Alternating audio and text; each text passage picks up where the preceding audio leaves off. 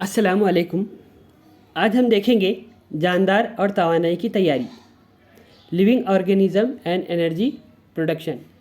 आपकी text book में यहाँ पर एक डायग्राम दी हुई है जो ब्लैंक है।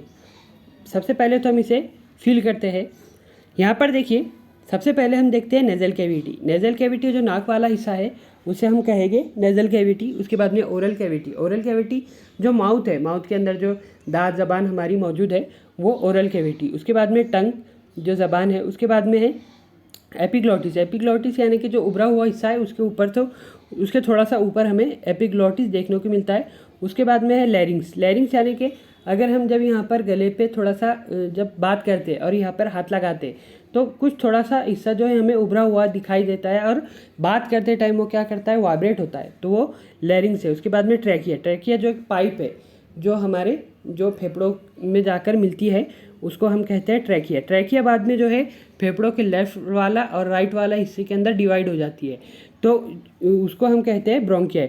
ब्रोंकियाई के एंडिंग पॉइंट पर हम जब हम देखते हैं जो ऐसे छोटे छोटे वहाँ पर हमें बलून्स टाइप दिखाई देते हैं जिसे हम एल्वेलाई कहते हैं। एल्वेलाई का काम ये होता है कि खून के अंदर जो ऑक्सीजन होती है उस ऑक्सीजन को सेल्स तक पहुँचाया जाता है और एट अ टाइम वहाँ पर क्या होता है, जो खून के अंदर कार्बन डाइऑक्साइड मिली होती है वो कार्बन डाइऑक्साइड हमारे फेफड़ों से और फेफड़ों से फिर नाक के ज़रिए हम उसे बाहर खारिज कर देते हैं।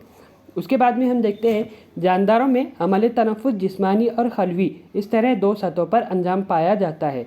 जानदारों के अंदर जो अमल तनफ़ुस है जिस्मानी और खलवी यानी कि सेल्स के ज़रिए से जो है अंजाम पाया जाता है। जिस्मानी सतह पर होने वाले तनफ़ुस में ऑक्सीजन और कार्बन डाइऑक्साइड गैसों का जिस्म और अतराफ़ के माहौल में लेन देन होता है। जो एक सादा सा हम जिसको हम देखते हैं कि जो है जो प्रोसेस हम जिस्मानी तौर पर जो लेते हैं, जैसा कि हवा के अंदर मौजूद ऑक्सीजन और कार्बन डाइऑक्साइड को हम लेते हैं और एट द टाइम ही जो है ऑक्सीजन को इनहेल करते हैं और कार्बन डाइऑक्साइड को हम जो है बाहर खारिज कर देते हैं। उसके बाद में जैसा कि अभी इसके अंदर हम देखते हैं कि खलवी तौर पर जो अमल तनफ़ुस होता है वो क्या है। खलवी तौर पर अमल तनफ़ुस यानी कि जो अगर कोई एक सेल है, सेल हम देखते हैं, सेल के अंदर कोई अगर ग्लूकोज है, अगर उस ग्लूकोज से हमें एनर्जी हासिल करनी है तो हम किस तरह करेंगे, उस जो है सेल के अंदर ग्लूकोज का हम क्या करेंगे, ग्लूकोज का ऑक्सीडेशन करेंगे यानी कि ग्लूकोज को तोड़ देंगे। ग्लूकोज को तोड़ने के बाद में एक एनर्जी प्रोड्यूस होगी, ठीक है। वो एनर्जी को हम क्या करेंगे, जो हमारे डेली रूटीन है, जो भी हमारा रोज़मर्रा का काम है, उस काम को करने में हम क्या करेंगे, उस एनर्जी को यूज़ करेंगे। तो इसीलिए उसको कहा जाता है सेलुलर रेस्पिरेशन, यानी कि ग्लूकोज का ऑक्सीडेशन होकर जो एनर्जी हमें हासिल हुई, जो एनर्जी हमें प्रोड्यूस हुई है, उसको हम कहते हैं सेलुलर रेस्पिरेशन या खलवी अमल तनफ़ुस। उसके बाद में और ये जो अमल है खलवी सतह पर होने वाले तनफ़ुसी अमल में ऑक्सीजन के ज़रिए या ऑक्सीजन के बगैर ग़िज़ाई अज्जा की तकसीद होती है। यहाँ पर कुछ सवाल है। ग्लूकोज के एक सालमे में CH और O के बिलतरतीब कितने जौहर होते हैं। अभी हम सबको पता है कि ग्लूकोज का फार्मूला क्या है, C6H12O6। क्या है, C6H12O6, ठीक है। तो यहाँ पर बोल रहा है कि कितने जौहर उसके अंदर है, तो यहाँ पर हमें 6 जो है कार्बन देखने को मिलते हैं। उसके बाद में 12 हाइड्रोजन देखने के लिए मिलते हैं, फिर उसके बाद में 6 ऑक्सीजन यहाँ पर हमें देखने के लिए मिलते हैं। दूसरा सवाल है, ये तमाम जौहर एक दूसरे से किस कीमियाई बंदिश से जुड़े होते हैं। ये जो है हमदगिरफ्त बंदिश से जुड़े होते हैं। सालमे की तखसीस से क्या मुराद है। अभी सालमे की तखसीस से मुराद है कि खून में जो ऑक्सीजन आकर मिलती है और ग्लूकोज का सालमा जब टूटता है तो उससे जो एनर्जी खारिज होती है उसे हम कहते हैं तकसीद का अमल या सालमे की तकसीद। उसके बाद में हम देखते हैं कि जिन ग़िज़ाई अज्जा या फिर हम जिन ग़िज़ाई अशिया का इस्तेमाल करते हैं इनमें खुसूसन कार्बोहाइड्रेट का इस्तेमाल रोज़ाना दरकार तवानाई के हुसूल के लिए किया जाता है। जो भी हम रोज़मर्रा के काम करते हैं उसमें जो है एनर्जी हासिल करने के लिए हमें कार्बोहाइड्रेट की ज़रूरत होती है। कार्बोहाइड्रेट के अलावा हम फैट्स भी इस्तेमाल करते हैं, उसके अलावा प्रोटीन का भी हम इस्तेमाल करते हैं।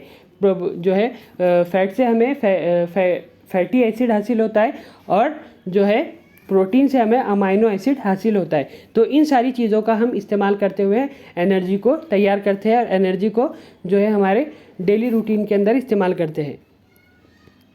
ये तवानाई एटीपी की शक्ल में हासिल होती है। और ये जो तवानाई है, हम जो जिन चीज़ों से, जैसे कार्बोहाइड्रेट हो गए, फैट हो गए, है ना, प्रोटीन हो गए, इन चीज़ों का इस्तेमाल करके हम जो तवानाई हासिल करते हैं वो एटीपी के फॉर्म में तैयार होती है। एटीपी की शक्ल में उसको हम जो है जिस्म के अंदर हमें तैयार होती है। और ये एटीपी को हम डायरेक्ट जो है एनर्जी के फॉर्म में हम इस्तेमाल करते हैं। और एटीपी को हम क्या करते हैं, एटीपी को एनर्जी करेंसी भी कहा जाता है। एक मिसाल के ज़रिए हम समझते हैं कि जैसा हम कोई दुकान पर जाते हैं तो वहाँ पर हमारे पास में कुछ पैसे हैं, जैसे 100 है, 200 रुपये है, तो ये पैसे देकर हम वो जो है उन पैसों से कोई चीज़ खरीदते हैं। तो ये हो गई डायरेक्ट जो है एनर्जी का यूज़ हो गया। उसके बाद में हम देखते हैं कि अगर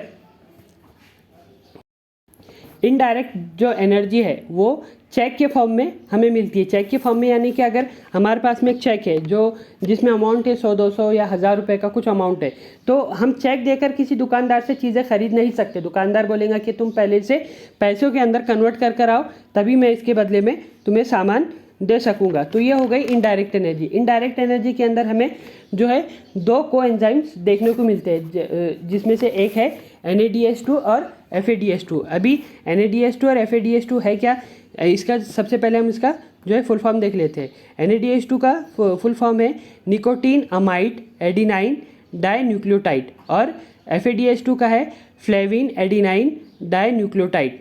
अभी इसको हम याद रखने के लिए आसान तरीके से हम देख लेते हैं कि इसका आसान तरीका है नाडू और फाडू। नाडू फाडू ये NADH2 और FADH2 है, ठीक है। इस तरह से हम आसान तरीके से इसको याद रख सकते हैं। इसके अलावा दूसरा, अगर आपके पास में कोई दूसरा तरीका है तो इससे भी हम जो है याद रख सकते हैं, ठीक है। इसके बाद में हम देखते हैं, इसके लिए खलिए में ग्लूकोज नामी कार्बोहाइड्रेट की मरहला वार तकसीद होती है। जैसा कि हमने देखे थे कि खलिए के अंदर अगर कोई ग्लूकोज है तो उसको हम तोड़कर जो है इसकी ऑक्सीडेशन करके इससे एनर्जी हासिल कर सकते हैं। इसी को खलवी सतह का तनफुस कहते हैं। खलिए में खलवी तनफुस 2 किस्म का होता है, एक ऑक्सीजनी तनफुस और दूसरा है गैर ऑक्सीजनी तनफुस, यानी कि जो है बिना ऑक्सीजन के। ऑक्सीजनी तनफुस के दौरान 3 मरहले में ग्लूकोज की तकसीद होती है, ठीक है। ऑक्सीजनी तनफुस के अंदर, अगर ऑक्सीजनी तनफुस के दौरान हम देखते हैं कि 3 मरहलों के अंदर ग्लूकोज की तकसीद होती है, यानी कि ऑक्सीडेशन ऑफ ग्लूकोज यहाँ पर 3 स्टेप्स के अंदर होता है। तो सबसे पहले हम देखेंगे शुगर यानी कि शक्कर पाशीदगी, यानी कि ग्लाइकोलाइसिस। ग्लाइकोलाइसिस के अंदर क्या होता है, खलिए माए में होने वाले अमल में ग्लूकोज के 1 साल में का मरहलावार तज्जिया होकर पायरुविक एसिड, उसके बाद में है ATP, उसके बाद में NADH2 और पानी के 2 साल में तैयार होते हैं। यानी कि खलिए माए के अंदर जब ग्लूकोज का ऑक्सीडेशन होता है तो उस ऑक्सीडेशन के दौरान हमें पायरुविक एसिड मिलता है, ATP मिलता है, NADH2 और पानी के 2 सालमात तैयार होते हैं। इस अमल में तैयार होने वाले पायरुविक एसिड के सालमात एसिटिल को एंजाइम के साथ के सालमात की शक्ल इख्तियार कर लेते हैं। इसके अंदर जो हमें पायरुविक एसिड जो मिलता है वो बाद में क्या होता है, इस अमल के दौरान पायरुविक एसिड जो है एसिटिल को एंजाइम A के सालमात की शक्ल इख्तियार कर लेते हैं। इस अमल के दौरान कार्बन डाइऑक्साइड के 2 सालमात और NADH2 के 2 सालमात हमें जो है यहाँ पर हासिल होते हैं। उसके बाद में देखते हैं हम क्रेब्स साइकिल। क्रेब्स साइकिल यानी कि इसमें जो है एसिटिल को एंजाइम A के सालमात जो हमारा माइटोकॉन्ड्रिया है तवानाई में दाखिल होते हैं, वहाँ इन पर ट्राई कार्बो ऑक्जेलिक एसिड यानी क्रेब्स साइकिल के तामुलात अंजाम पाते हैं। इन तामुलात के ज़रिए एसिटिल को एंजाइम A के सालमात में मौजूद एसिटिल की मुकम्मल तकसीद होती है और इसके ज़रिए जो है हमें NADH2, FADH2, H2 और कार्बन डाइऑक्साइड और ATP के सालमात हासिल होते हैं। तो क्रेब्स साइकिल के अंदर क्या होता है, क्रेब्स साइकिल के अंदर जो एसिटिल को एंजाइम्स A है वो क्या करता है, माइटोकॉन्ड्रिया के अंदर या तवानी के अंदर दाखिल होता है।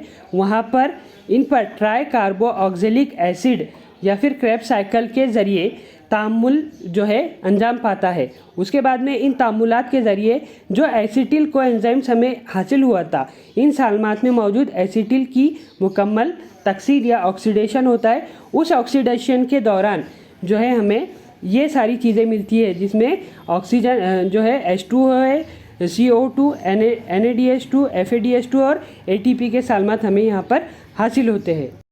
उसके बाद हम देखते हैं आखिरी स्टेप के अंदर क्या होता है। ईटीसी रिएक्शन के अंदर यानी कि इलेक्ट्रॉन ट्रांसफ़र चेन रिएक्शन में जो चीज़ें हमें हासिल हुई थी ऑक्सीडेशन के दौरान, जो ग्लूकोज का ऑक्सीडेशन हुआ था उसके दौरान जो हमें चीज़ें मिली थी, जो ईटीसी रिएक्शन के दौरान उसमें तामुल भी तवानाई में अंजाम पाता है।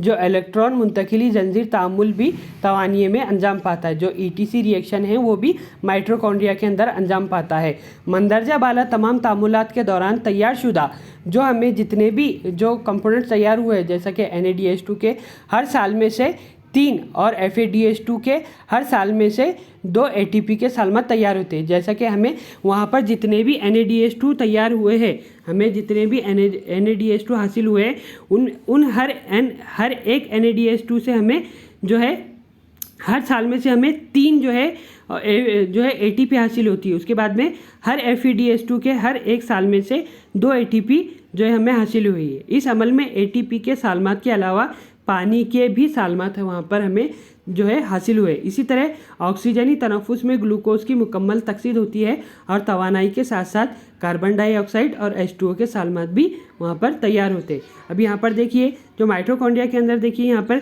3 जो है NADH2 और 2 FADH2 यहाँ पे तैयार हुए in the presence of carbon dioxide.